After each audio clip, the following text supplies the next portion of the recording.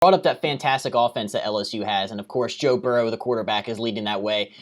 He had probably was one of the most dramatic turnarounds from one season to the next. I mean, at the end of last season, people were thinking his draft stock was going to be, late fourth round, middle draft. Now we're talking about him as the presumptive number one overall pick.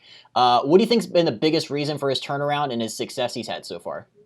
Yeah, no, listen, I'm included in that group where even through 2, 3, 4 weeks, our Saturday show, I co-host with a guy named Arnie Spanier, and Arnie was saying, this guy looks like an NFL quarterback to me, and I was kind of in that wait and see mode. But listen, I think it's just all come together. I never claim, if anyone listens to any of the things that I do, I never claim to be an X's and O's savant. I'm not going to sit up here and try to claim to explain what is so different. But it just seems like a system that's built for a smart quarterback, where you get the ball and you react and you go and you don't overthink it.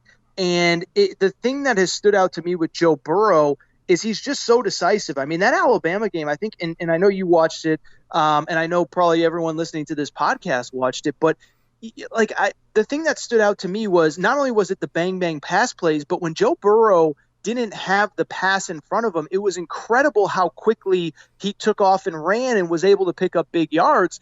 I was talking to some people that were actually at that game, and in the post-game press conference, they said that Nick Saban had that defeated, facing Johnny Manziel or facing Deshaun Watson look on his face of just, we did everything we could do to prepare, and there's just nothing you can really do to slow that down. And obviously, LSU is a really talented offensive team, but as a defensive-minded coach, how frustrating is it for you that you can't get your defense to play maybe the way you want them to play?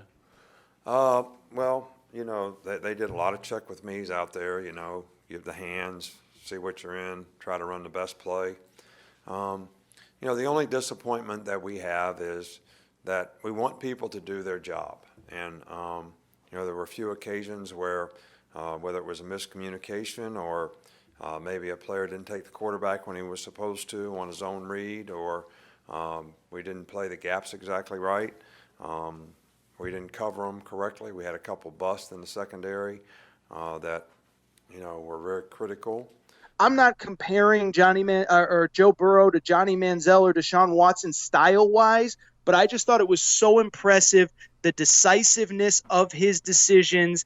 And I've just been really amazed. And listen, I'm one of those guys that wasn't a believer probably 4, 5, 6 weeks ago.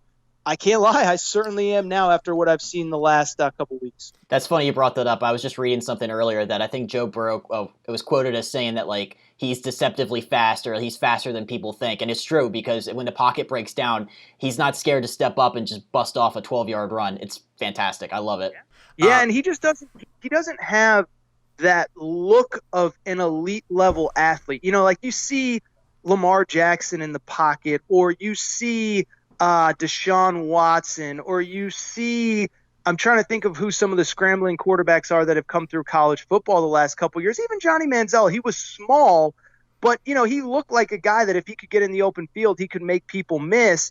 And Joe Burrow just kind of looks like one of those old school, 6'5", pro style, I formation quarterbacks. But then you see him in the open field. He can make plays with his feet. He's quicker. He has good footwork. And so I'm in 100% agreement with you, Justin.